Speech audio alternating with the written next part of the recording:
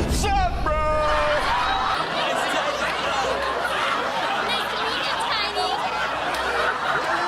Guys, don't you just love it when a high school movie tries so hard to appeal to the current generation, but then you must pause and ask yourself, who the fuck wrote this? Like, it is clear that whoever wrote this has never stepped foot into an actual high school before and instead just gave a prompt to ChatGPT about teenagers from like a poorly translated Wikipedia article and said, give me a script about this, please. If you haven't guessed by the title of this video, F the Prom was a 2017 direct-to-video teen comedy directed by the Fine Brothers. And for those who probably have like forgotten about them, these are the guys behind the React channel, and I vividly remember watching that channel back in the day because I believed that it was like the best shit ever made on YouTube, because reacting to stuff was a pretty popular thing to do on YouTube back in the day. Like, there was a lot of people who like did it, and the Fine Brothers kind of like made it their whole thing.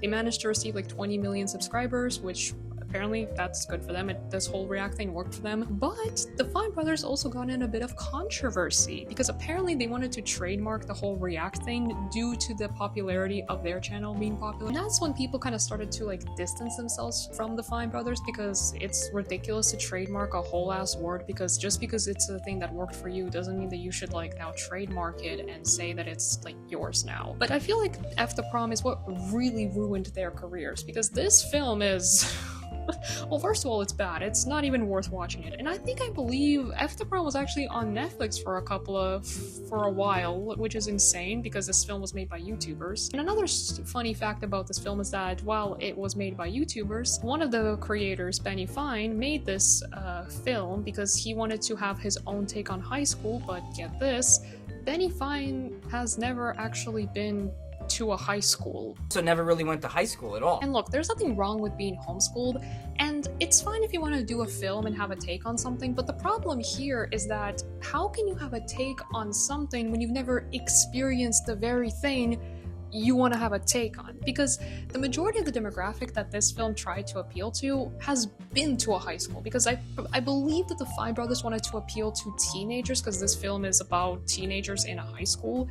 But majority of the teens that you're trying to appeal to has been to a high school. High school is something that a lot of teenagers have like experienced. Hence why I wanted to have my take on this film, because as someone who's actually been to a real high school and has graduated, I thought, why not have my opinions on this film? Because I watched this film when this film came out, I was like 11 or 12. So I watched it then when I was like a kid, but I didn't know any better. I was just bored of scrolling on Netflix and found this film and just started watching it for the fun of it. Then I came back and watched it again as an adult, just to see how it aged. And honestly, oh boy, like, besides the inaccuracies, this film is just like downright weird. It's not funny, by the way, there's no comedy here, but it's also just weird and creepy, I should say. So yeah, I'm gonna list all the inaccuracies in this film, but before I do this, I will briefly summarize the plot just so you guys will know what we're dealing with here. Then we're gonna head to the inaccuracies. I think the inaccuracies are gonna be like the best part of this video because I'm gonna have so much fun debunking the inaccuracies. The movie starts off with these two besties, Cole and Natty. They're like childhood friends who are inseparable until the first day of high school, where Cole gets pantsed in front of everyone by this jock named Kane. This is such a classic high school experience, guys. This is very realistic, because I want to know, actually, did anyone ever get pantsed in high school? Because when I was in high school, stuff like this did not happen. Like, there were periods in my life where people did experience embarrassing moments or like get embarrassed by, I guess you could say, like the popular kids.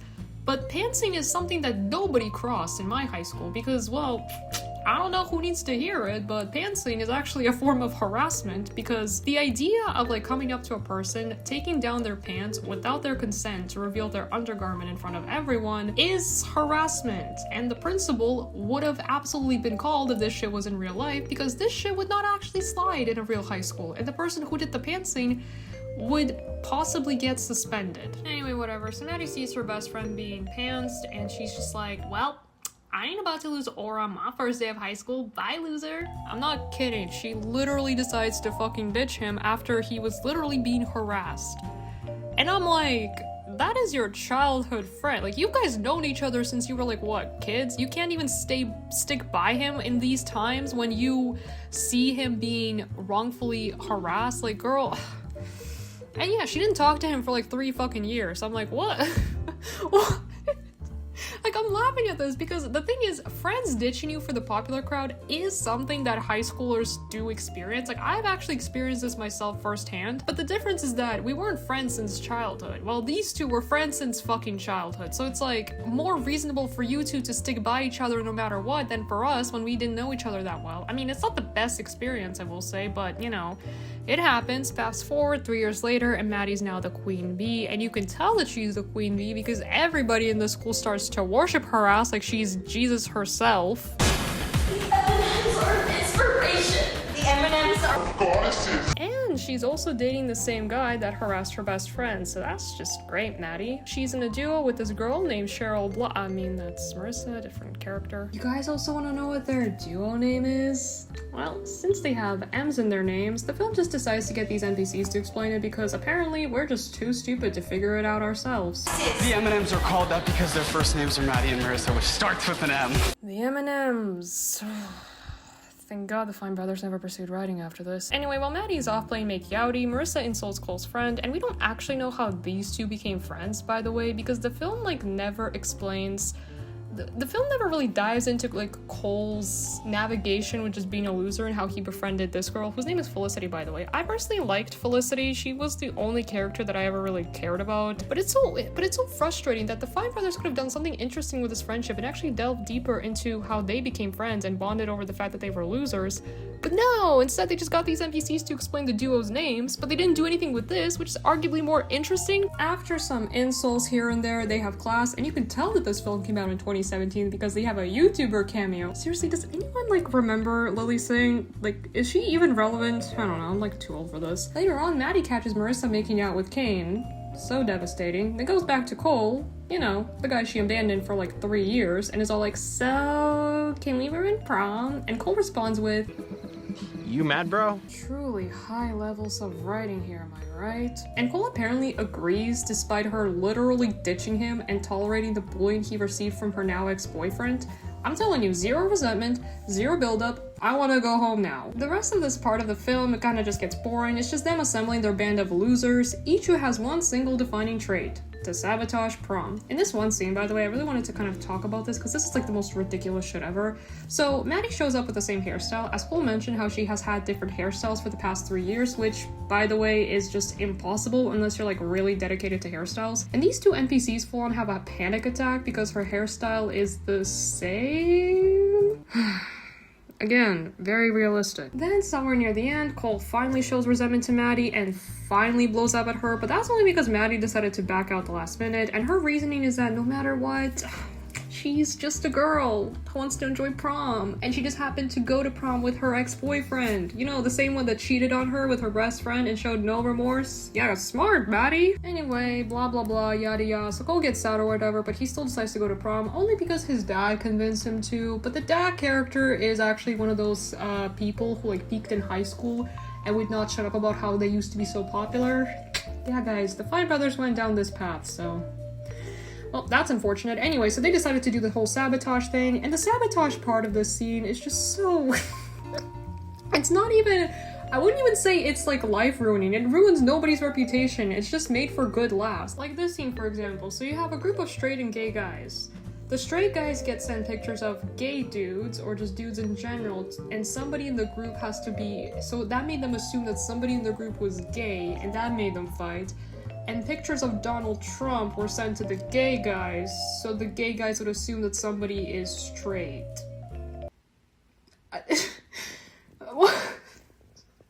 What?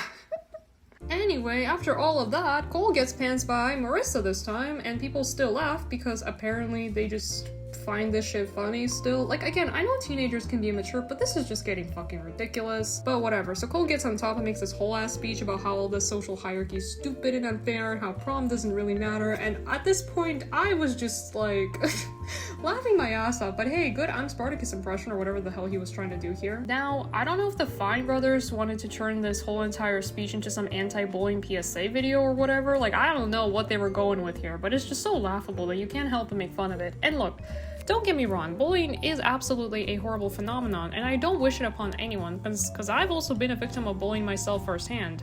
But the way this film portrays bullying is just obviously over-exaggerated because the Fine brothers have obviously never been to a high school, so therefore they don't really understand what bullies in high school are even like. Because here in this film, they're not really trying to be mean, they're just calling them outright losers or just like calling them nicknames that are not even creative, by the way, when in real life, high school bullies don't actually use nicknames. At least in my high school, from what I remember, nicknames were not used. They would just bully you outright. Anyway, so Cole finishes his speech and the entire high school is now on his side, even though in real life this would never happen and bro would still get bullied. But hey, what do I know? I haven't been in high school in like 2 years after I graduated and never went back, so. After that, Cole just ignores Maddie for a bit because he's like still pissed that she like betrayed him or whatever. Then they graduate, and then at the end, Cole and Maddie kiss. I bet you guys were waiting for this part. Well, actually, Cole and Maddie kissed in the film prior to this, but I didn't really show it nor talk about it because it wasn't important, but here you go, I'm talking about it now. But they both decided to stay friends in the end. How riveting. Whew, well, that was a lot. You guys still there? Your brain cells okay? God, how I envy you. So yeah, as you can see, everyone was basically done dirty in this film. Not only the teenagers, but also the adults, which is just a new low for anyone. And I'm like the last person who like would ever defend adults. I'm saying this as I'm a literal adult myself, but I'm just saying is that like the adults in this film are portrayed horribly. So let's start with the first inaccuracy. Inaccuracy number 1. The adults in this film are literally fucking insane. We can start with Cole's dad. As I mentioned, Cole's dad is just, not only is he weird, he's just downright creepy, and I sometimes wonder how he's still allowed near children. Cole and Maddie in this film are supposed to be like 14, 15. Maddie is clearly stated to be a 14-year-old girl, and Cole's dad just comments on her body and how hot she looks, and I'm like, that is a 14-year-old girl. Cole! Stop trying to peek at Maddie's nipples! Like, Maddie, girl, I would have ditched Cole a long time ago, honestly. And not only that, he's also one of those characters who, like, peaked in high school, and he kind of can't let go of the fact that he was this popular kid, because Cole's dad was, like, this hotshot in high school who embarrassed Maddie's parents on prom night, and he kind of just can't let go of the fact that he was once popular, so he's basically like the Tom Felton of this universe. I'm saying this as I still continue to get comments on my Tom Felton video that I made almost a year ago. But yeah, so Cole's dad is just this overall weirdo who continues to comment on Maddie's body and just tells Cole to go and date her, even though they've been best friends since childhood. Next adult character is the principal, who is just the fucking worst. Honestly, she's worse than Cole's dad, and just wait for it. So her name is Statzel, because I cared enough to Google her name, because if I'm gonna do this video, I have to know the characters' names, unfortunately. But anyway, yeah, so her whole character trait is how she walks around in mini dresses and stilettos, which is already a guarantee for her job loss, and also tries to be hip with the teens. Yay! Surprise, guys! She's also a creep too. Just like Cole's dad, Principal Statzel is just as fucking weird. This one scene where she's like telling juniors, well, not juniors, literal children in high school that they should have a senior take them to prom because apparently it's only statutory if you get caught, and I'm like, what? Jokes aside here, this is obviously a misconduct, and if a principal ever did this in real life, they would absolutely get fucking fired. And I don't know if the Fine brothers included this as a joke. I don't actually think that they believe this. I think they just wanted to have this as another comic relief character, but it's like, there's nothing funny about making rape jokes and just saying that it's only statutory. Like, dude, that's... whatever. Anyway, moving on. Inaccuracy number 2. The social hierarchy that doesn't exist. So here's the thing about high school. It's not a case system. Like, yes, popular kids do exist. In my high school, we had them, mostly in my 8th grade. After like 9th, 10th grade, the whole idea of popular kids stopped being a thing, and nobody like gave a shit about them, because the only I wasn't the only one that actually hated popular kids. The only reason why there was a lot of people that didn't like them was because they were just so fucking loud. And this was like during 2019 when TikTok was like huge, and a lot of these popular kids really used that social media. And during like the TikTok era of that year, they would constantly like block the hallways to do TikTok dances, and many people both in my grade and higher were fucking annoyed with them because all they were doing was just clogging up the space in the hallway for stupid TikTok dances, and not a lot of people like them, so anyway. But yeah, in real high schools, it's not like a social pyramid where the cheerleaders are like at the top and everybody just accepts their place there. And with the cheerleading thing in this film, I will say, I truly believe that cheerleading is just an American thing, because in my high school, we didn't have cheerleading too. Cheerleading did not exist in my high school. The first time I ever actually saw cheerleading was when I entered university, and it's a pretty cool sport, I won't lie, but cheerleaders are not universally worshipped, and even if they do exist in, like, you know, in American schools, I highly doubt they're worshipped this much the way this film tries to propagate that this is actually a real thing that happens. And at the prom, the social order is basically the popular kids, who are all rich and mean, and then the outcasts, who are defined by a one singular thing that happened to them. Cole's friend is one of those. Her nickname is Stuffs because she was caught stuffing her bra, and that apparently resulted her to be permanently branded for all these 3 years. Cole's nickname, as we all know, is Tidy because, well, he got pantsed on his first day of school while wearing white briefs. Get it, guys? It's so funny. Just watch and laugh, please. So yeah, that is his identity for the whole 3 years. Nobody moved on. The entire student body continued calling him that after seeing his underwear for 5 seconds. And honestly, that just sounds weird the way I said it, but that's just because this whole entire film is weird. I actually have a bit of a story time because I remember when I was in 8th grade, something embarrassing happened to me. And since we're talking about the whole nicknames and how they basically just define your entire existence in high school after like that one incident, when I was in 8th grade, I had a video of me leaked. It wasn't anything explicit, it was like a video of me dancing on a pool table. I was like goofing off with my friend, and apparently she sent it to our other friend when I specifically told her not to because I wanted that to be kind of like a secret between us. I don't know why, but I explicitly told her not to, but she did it anyway. And that other friend was in a group chat made up of a bunch of grade 7s from my old elementary schools. She sent it to them, and somehow that video circulated around my high school amongst the 8th graders because the 7th graders and the 8th graders and kind of like the 9th graders like all knew each other. It was just like all kind of like, it was like a connected friendship that they had basically. I wasn't like in on it, obviously. I was largely just like trying to be my own in my own crowd. But that video unfortunately circulated around most of the 8th grade. And people in my 8th grade, in all the 8th grade in my high school, saw that video and mocked me for it. Now, as horrible as that experience was, it was a long time ago, and people forgot about it by like the end of the month. I'm living proof that nicknames were not even used, by the way. Nobody called me anything when I was in high school. But since we're not in real world, we're in the Fine Brothers world, I'm just assuming if I was in this film, would the Fine Brothers give me the nickname that dancing girl or that dancing pool girl? Because hey, if we're doing nicknames, I'm just kind of curious, what type of creative nicknames would these people in this high school give me? Because, you know, I had an embarrassing incident happen to me. People forgot about it, but again, we're not in the real world. We're in the Fine Brothers world.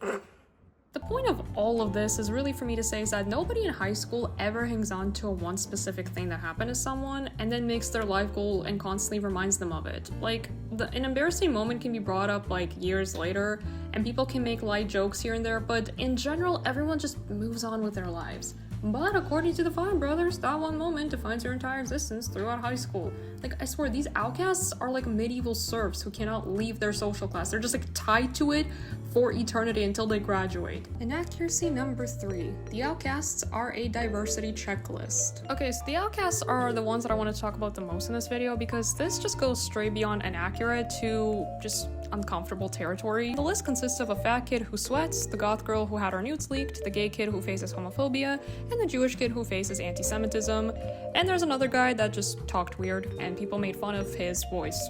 This fits the entire requirement for a diversity checklist because the writers had never actually met a diverse group of people before, apparently, since all of them just have like one defining trait that is their entire fucking personality. As much as we all love diversity, this group unfortunately also includes stereotypes. Whippy. They are primarily targeted at the gay kid and the Jewish kid, so I don't know, like, should I put a good disclaimer for homophobia and anti-Semitism? Because some of the stereotypes here, I will say, are just kind of, like, juvenile. I mean, they rely on, like, the same stereotypes that queer people and Jewish people have faced throughout history, but I'll just, I guess, explain it. So, the Jewish kid's name is Ephraim, and he faces anti-Semitism. That's it. He also bonds with the goth girl, who is also Jewish, and lets him ogle her boobs, and that's their character arc complete, I guess. He gets to ogle a boob. Oh wait, no, she also sexually assaults him despite him making it clear that he can't be touched by a woman due to his religion, but who cares about consent? Benny Fine sure doesn't. For those wondering about the consent, it doesn't exist in this film. Nope, nobody knows what consent is. People just touch each other non-consensually because that is just a thing in this high school. You can clearly see it with the gay kid whose name is CJ, and he's the only one of the outcasts that like doesn't have a nickname. I guess the Fine brothers weren't too brave to use like some homophobic slur for him because that would have been more realistic since homophobia is a thing that happens in high school. Like there are teenagers that can be homophobic, but I guess they just weren't brave enough to use it. TJ's whole entire character arc is that yeah, he faces homophobia and people try to stay as far away as possible from him, and well, okay, anyway. He also touches Cole non-consensually. Dare I say this film relies on outdated stereotypes?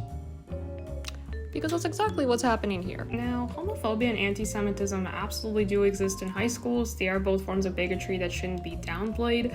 But Benny Fine treats these identities as costume pieces rather than just actual human experiences. All these characters of the outcasts that you see here, but especially TJ and Ephraim, are not characters but caricatures that are only there just to exhibit these oversimplified stereotypes and nothing else. And of course, I cannot forget to mention the goth girl Abby because her case just really makes me feel for her, especially as a girl myself. So in Abby's case, as I mentioned before, she had her nudes leaked, and this is another example of the Fine brothers just treating this as a costume piece rather than an actual experience that she went through, because there have been cases of teenage girls in high schools having their nudes leaked. This isn't a new thing, this is actually something that has happened in real life, and in even some extreme cases, some of them have taken their own lives because of it. And this is primarily why I wanted to really point this out, is because Abby's whole entire character arc, or whatever this is just her being slut-shamed. Like, that's it. And yes, girls who have had their nudes leaked have faced bullying like this before, of course, but Benny Fine doesn't have any interest in exploring this type of case or looking at it with a serious type of lens. He's just playing this off for laughs and saying like, oh, haha, you got your nudes leaked? Well, this is gonna be your identity for the next 3 years. You're just gonna be slut-shamed for the next 3 years.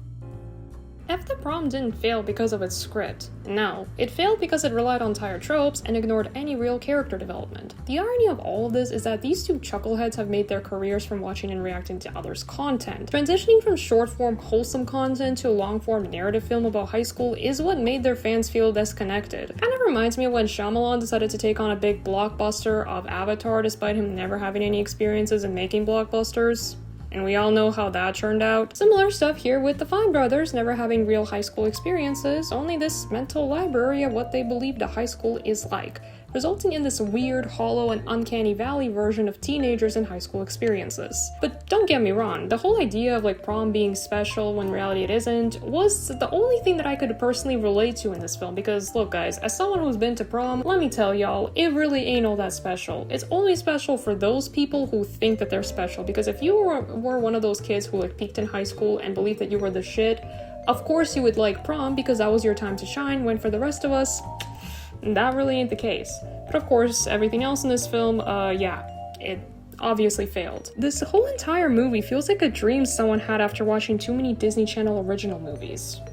And I know a thing or two about those. Like I said at the beginning, this film was the nail in the coffin for whatever mainstream credibility the Fine brothers had. They really thought that this would be their big move, transitioning from YouTube to filmmaking, and it blew up in their faces. It's currently sitting with a 4.2 on IMDb, so... Anyway, that's all for now. I don't want this video to be too long, and I need to focus on other ones, so hope y'all enjoyed this, and see you in my next video. I'm out.